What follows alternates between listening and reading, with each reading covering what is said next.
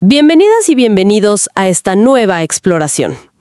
Hoy nos vamos a adentrar en un concepto, la verdad bastante intrigante que encontramos en el material que revisamos, los llamados registros akáshicos. La idea central es potente, ¿no? ¿Qué tal si nuestra vida, cada decisión, cada paso, no se pierde, sino que queda grabada en un campo de conciencia enorme que lo recuerda absolutamente todo? Es una idea fascinante, ciertamente. Exacto. Entonces, nuestra tarea hoy es desglosar un poco esto.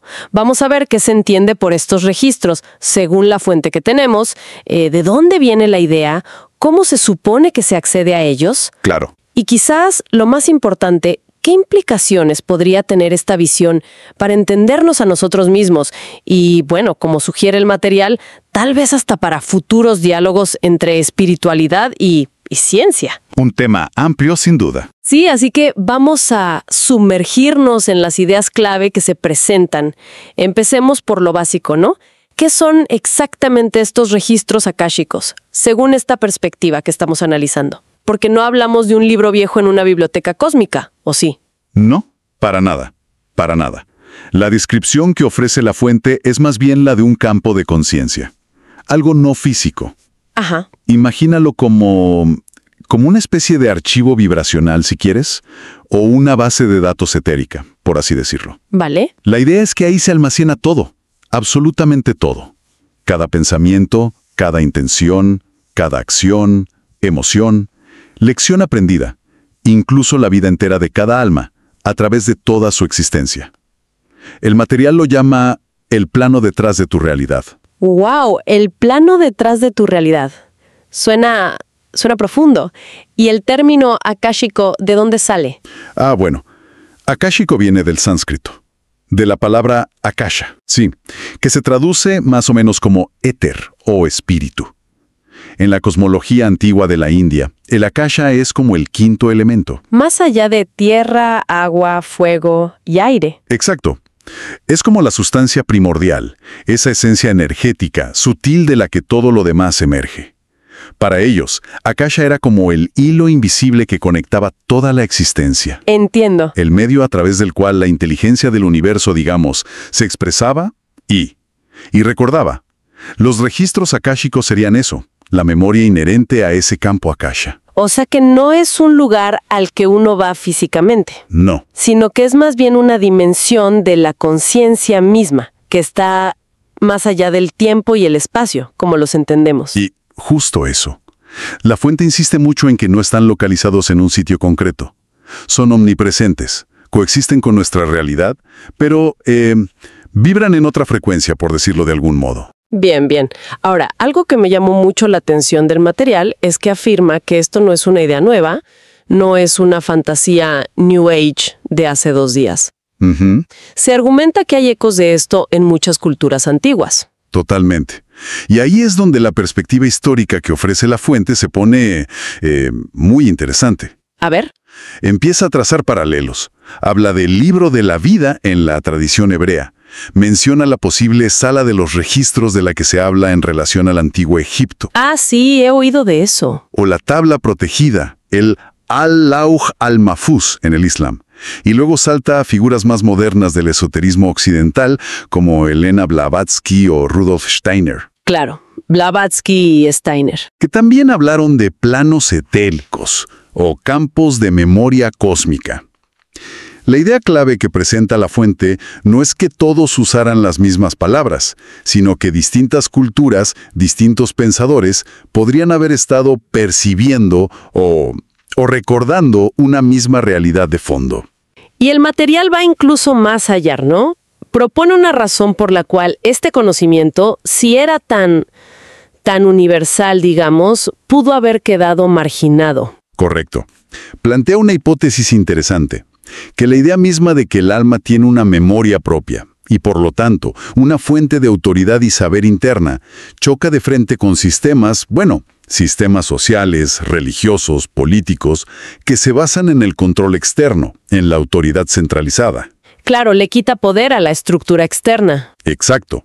La fuente sugiere que procesos históricos como, por ejemplo, la colonización, que silenció muchas tradiciones orales indígenas que hablaban de estas memorias, o la prohibición de ceremonias que facilitaban estados alterados de conciencia, la quema de bibliotecas antiguas, la demonización de prácticas paganas. ¿Todo eso sumaría? Todo eso contribuyó a este olvido. Incluso la era del racionalismo, al poner el foco únicamente en lo medible por los 5 sentidos, habría ayudado a descartar estas ideas como superstición o pseudociencia. O sea, el argumento que se presenta es que hubo quizás no una única conspiración, pero sí un patrón a lo largo de la historia que tendió a desconectarnos de esa fuente de saber interior, enfocando la identidad casi solo en lo material, lo externo, el nombre, el trabajo, los títulos. Exacto. Y la implicación, según esta visión, es profunda. Se nos habría contado una historia alternativa sobre quiénes somos. Seres limitados por nacer y morir, definidos por roles sociales, con una historia puramente física y lineal. Pero la perspectiva que analizamos sugiere que la narrativa más antigua, la del alma con una historia y una memoria mucho más vasta, sigue ahí, bajo la superficie, esperando ser redescubierta. Lo que nos lleva directo a la pregunta del millón. Si existen estos registros, ¿cómo se accede a ellos?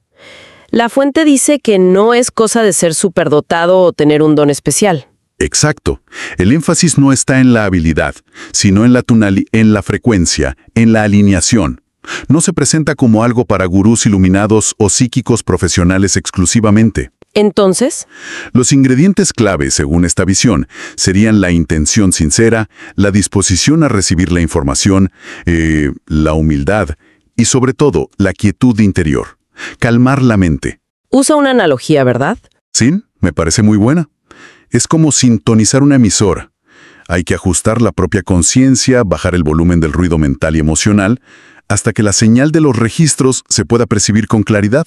Vale. ¿Y cómo se logra esa sintonía? Menciona formas concretas. Sí, describe un abanico de posibilidades. Algunas son espontáneas, otras más deliberadas. A ver, ¿espontáneas cómo? Pues accesos que pueden ocurrir sin que uno los busque activamente. En estados de meditación muy profundo, por ejemplo. O durante sueños muy vívidos que parecen contar historias de otras vidas o memorias olvidadas. O también en momentos de gran intensidad emocional, ya sea dolor, alegría o simplemente en una profunda quietud inesperada. Vale. ¿Y los métodos conscientes, los que uno busca? Bueno, ahí menciona prácticas como meditaciones guiadas específicas que están diseñadas para facilitar esa conexión. A veces se nombra la oración del sendero de Linda Howe como un ejemplo moderno. Ajá. También la escritura automática o inspirada, dejando que la información fluya sin el filtro del análisis. Ciertas técnicas de respiración, el breathwork, que inducen estados alterados de conciencia. ¿Respiración? El uso ceremonial y muy respetuoso de plantas medicinales, pero siempre en contextos adecuados y con preparación. O incluso prácticas como los sueños lúcidos o la proyección astral. Suena variado, pero hay una advertencia importante que se repite en el material, ¿no? Que la técnica no es lo más importante. Exactamente. La fuente recalca que la intención y la actitud son lo primordial. Acercarse con reverencia, con curiosidad genuina por entenderse mejor, con la voluntad de ser transformado por lo que se encuentre. Eso es lo fundamental. O sea, no ir a buscar pruebas o por simple curiosidad morbosa. Claro, si la motivación es buscar poder, control, inflar el ego o solo tener una experiencia exótica, es probable, según esta perspectiva, que el acceso sea limitado o incluso distorsionado. Se trata más de un estado del ser, estar abierto, receptivo, honesto, que de seguir una receta. ¿Y la experiencia en sí, recibir esa información? ¿Cómo es? No siempre es como ver una película, ¿cierto? No necesariamente. Puede manifestarse de muchas formas. A veces es un saber directo, una certeza interna que simplemente llega. Una intuición fuerte. Algo así. Otras veces es una resonancia profunda en el cuerpo, una sensación física. Puede haber visiones, sí, pero a menudo simbólicas. Imágenes de bibliotecas, templos, paisajes, figuras geométricas. Símbolos. O percepciones de colores, sonidos, incluso olores. La información, según esta visión, habla más al lenguaje del alma, del subconsciente, que al lenguaje lógico y lineal de nuestra mente de todos los días. Y, bueno, el material también advierte que no siempre es una experiencia fácil o agradable. Cierto, cierto. No se presentan los registros como una fuente de autohalagos o confirmaciones fáciles. Para nada. ¿Qué pueden mostrar entonces? Pueden mostrar patrones de comportamiento que repetimos vida tras vida, verdades incómodas sobre nosotros mismos, las raíces de miedos o heridas muy profundas, los llamados bucles kármicos. Suena intenso. Lo es.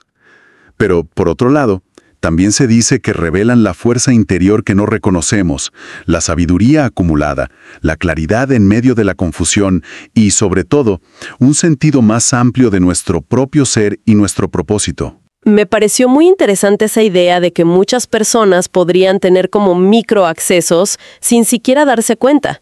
Esas corazonadas, el déjà vu, sentir que conoces a alguien de toda la vida. Sí.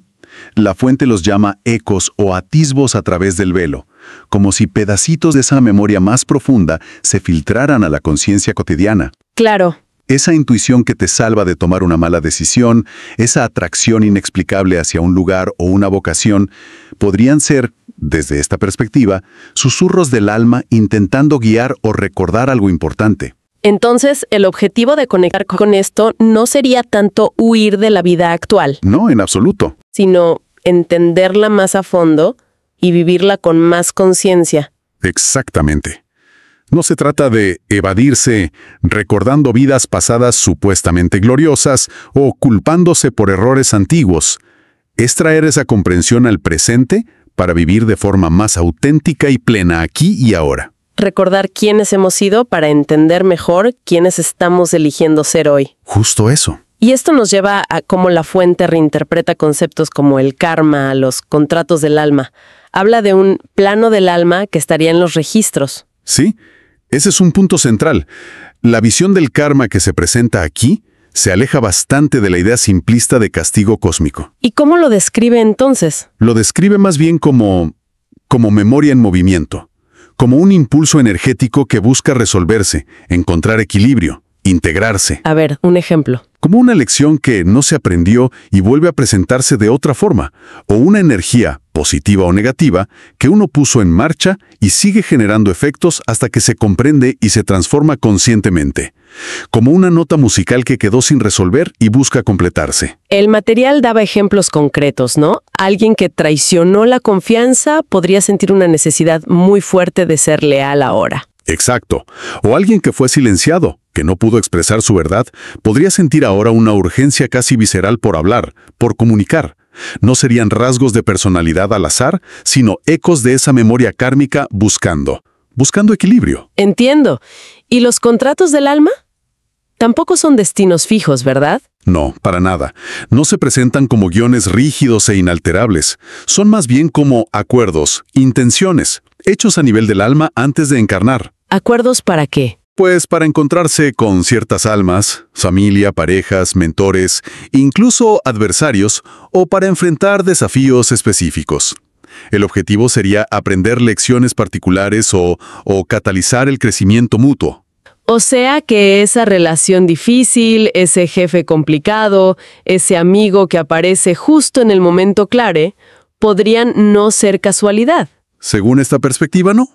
Podrían ser parte de un plan mayor diseñado por las propias almas para su evolución conjunta. Claro, entender esto cambia totalmente la perspectiva. Uno pasa de sentirse víctima de las circunstancias a ver los desafíos como oportunidades de aprendizaje que uno mismo acordó en algún nivel más profundo. Exacto. Y ahí es donde entra el poder transformador de la conciencia que, supuestamente, ofrecen los registros. Al ver los patrones repetitivos con claridad, la misma dinámica de relación tóxica, el mismo miedo que paraliza una y otra vez, el mismo autosabotaje, uno tiene la chance de cambiarlo. Surge la posibilidad real de reescribirlos. La conciencia, argumenta la fuente, es lo que rompe el ciclo automático. Una elección hecha desde la comprensión consciente tiene el poder de cambiar la trayectoria de esa energía. Y es importante decir que no solo se heredan las heridas o las lecciones pendientes, no, también los dones. Fundamental. Los talentos, las fortalezas innatas, las inclinaciones naturales hacia ciertas artes o saberes, las habilidades espirituales, todo eso también forma parte de esa herencia del alma. Esa pasión inexplicable por la música, o la sanación, o la escritura. Podría ser la continuación de un camino que el alma ya venía recorriendo. Los registros, en teoría, ayudarían a recordar no solo dónde está el dolor que hay que sanar, sino también dónde reside el poder y la maestría que ya se cultivó. Entender este plano del alma tan personal, tan individualizado, me imagino que también ayuda a dejar de compararse con los demás.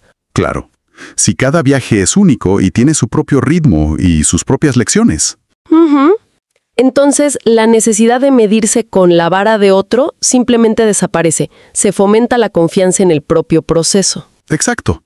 Y los desafíos dejan de verse como errores o fracasos y empiezan a sentirse más como activaciones necesarias o asignaciones sagradas dentro del currículum evolutivo personal. Ahora, hay un punto que la fuente recalca muchísimo y me parece clave. A pesar de hablar de planos, karma, contratos, este sistema no es determinista. El plano es fluido. Absolutamente clave. Es crucial entender eso. El pasado influye, claro que sí.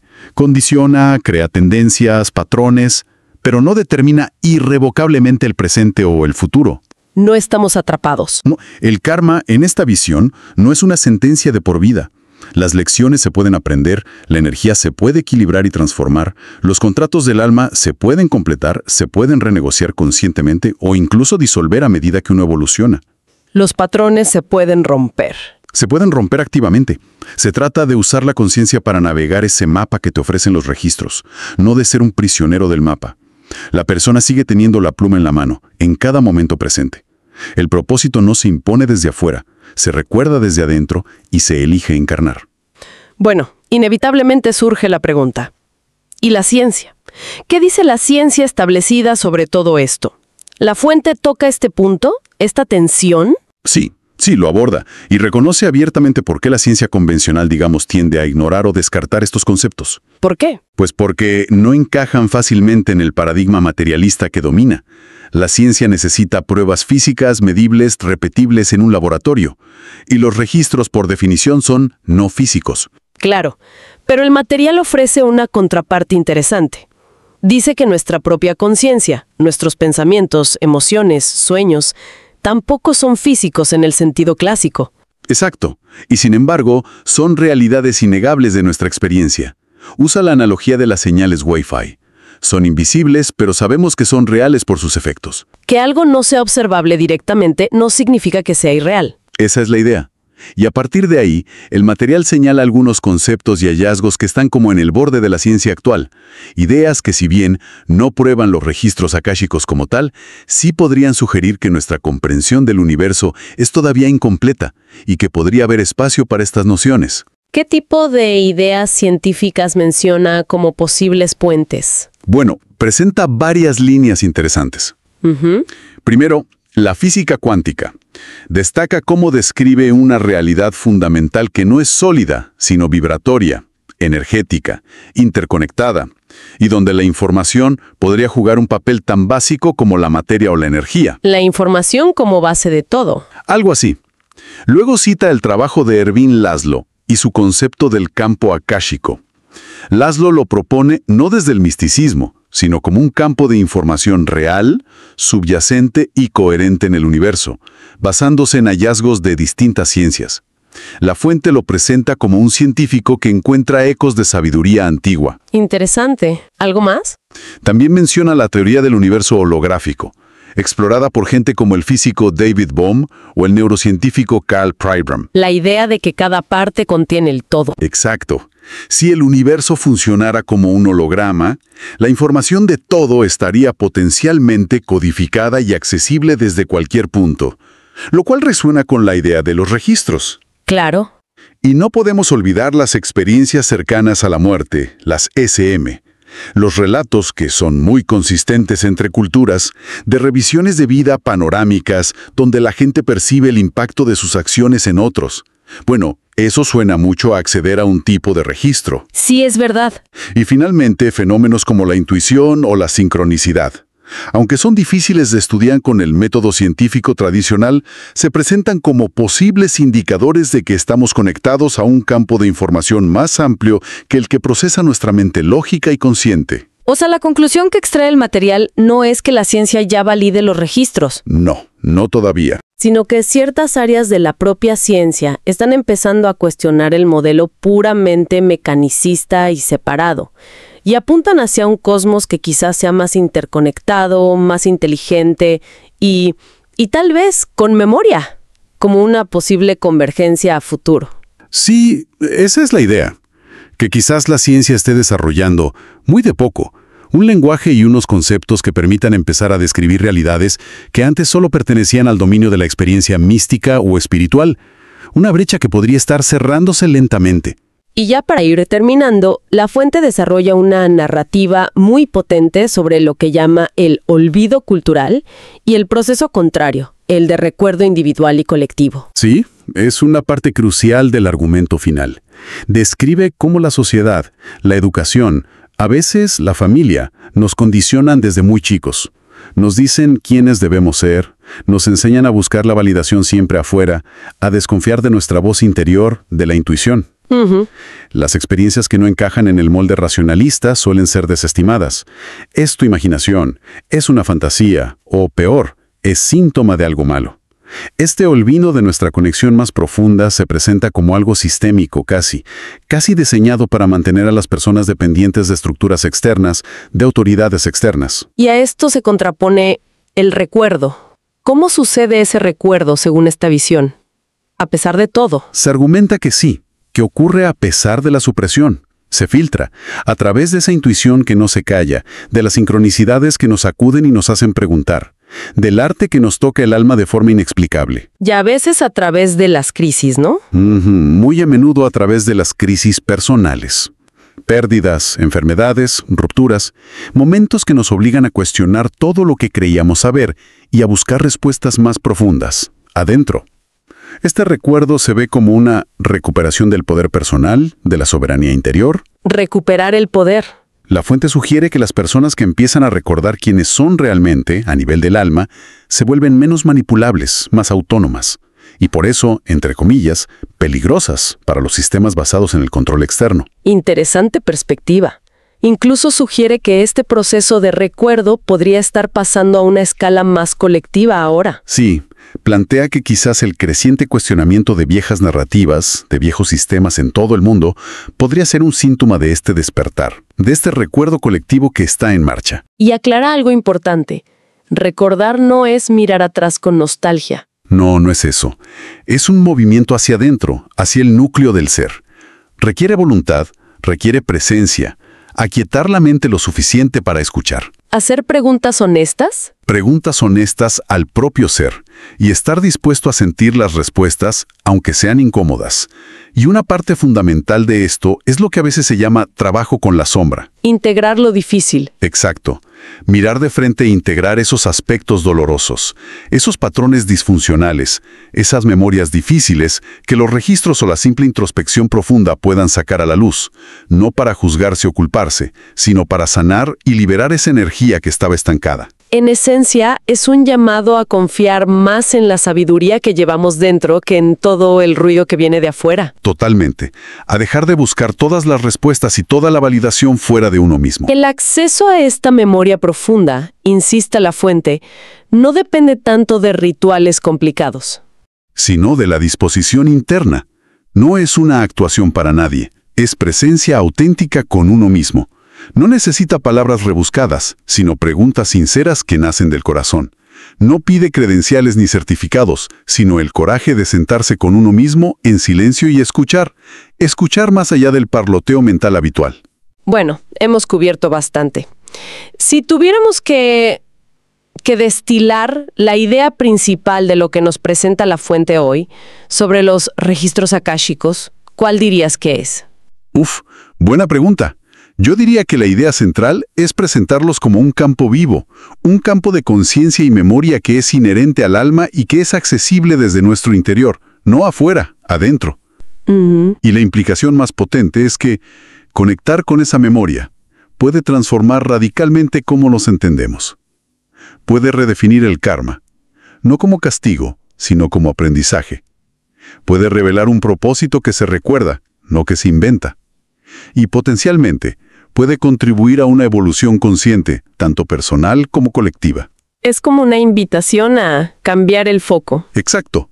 De buscar la autoridad y la respuesta siempre afuera, a recordar y reclamar la sabiduría, que según esta visión, ya reside dentro de nosotros. Y para cerrar, el material deja una reflexión final, una pregunta que se queda resonando. Sí, y es muy poderosa.